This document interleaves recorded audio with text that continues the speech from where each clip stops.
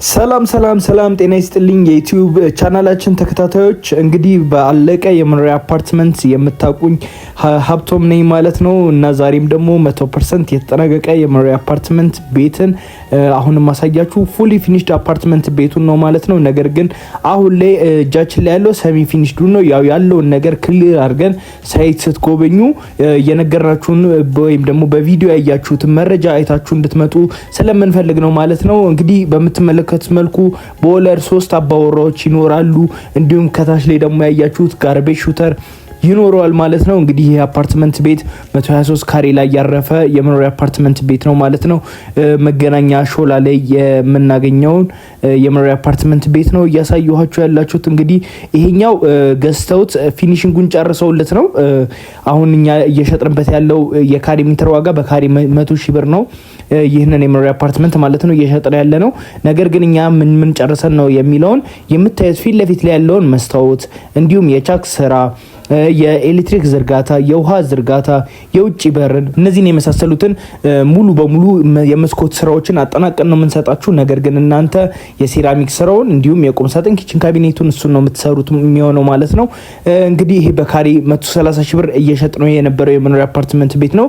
ነገር ግን አሁን ላይ በ123 ካሬ ሁለት ቤቶች ብቻ ስለቀሩን ያው ሁለቱም ቤቶች የሚሆኑት በሰሚ ፊኒሽድ ነው እየሸጠን ያለ ነው ማለት ነው። የብዙ ደንበኛም ፍላጎትም እዚህ ላይም አብዛኛው ደንበኛ ገብቶ ራሱ ፊኒሽንግ ሰርቶ የገባ ይሆናል ማለት ነው። እንግዲህ እንደምትመለከቱት ነው። ኪችኑም በጣም ሰፊ ነው። ሳሎኑም በቂ የሆነ ስፋት አለው።